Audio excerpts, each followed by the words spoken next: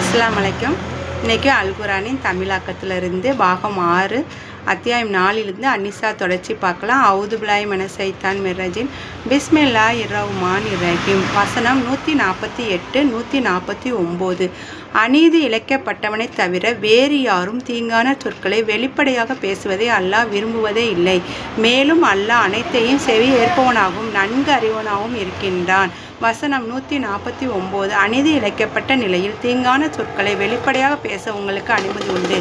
ஆனால் நீங்கள் வெளிப்படையாகவும் மறைவாகவும் நற்செயலை செய்த வண்ணம் இருங்கள், அல்லது குறைந்தபட்சம் அநீதியாளர்களின் தீங்கை மன்னித்து விடுங்கள். அவ்வாறு செய்தால் தண்டனை வழங்க அவன் முழு ஆற்றல் பெற்றிருக்கின்றான்.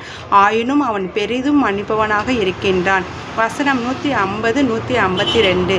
எவர்கள் அல்லாஹ்வையும் அவனுடைய தூதர்களையும் நிராகரித்து அல்லாஹ்வுக்கு அவனுடைய தூதருக்கும் இடையில் வேற்றுமையை ஏற்படுத்த விரும்புகின்றார்களோ, மேலும் நாங்கள் இறை தூதரில் சிலரை ஏற்றுக்கொள்வோம், சிலரை ஏற்க மாட்டோம் என்று கூறுகின்றார்களோ, மேலும் இறை நம்பிக்கைக்கும் நிராகரிப்புக்கும் இடையே ஒரு வழியினை அமைத்திட விரும்புகின்றார்களோ, வசனம் 151.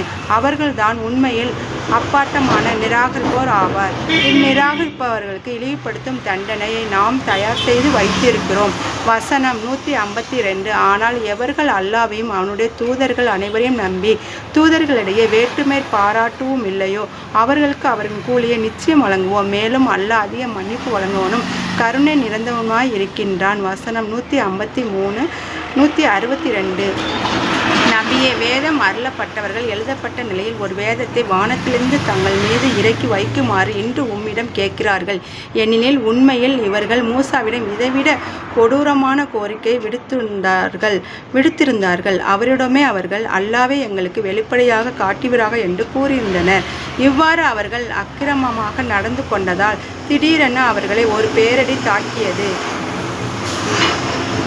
பிறகு அவர்களுக்கு தெளிவான சான்றுகள் வந்த பின்னரும் பசுவின் கன்றை தங்களுடைய தெய்வமாக்கி கொண்டார்கள். அதனையும் நாம் மன்னித்தோம். நாம் மூசாவிற்கு தெளிவான கட்டளையை வழங்கினோம்.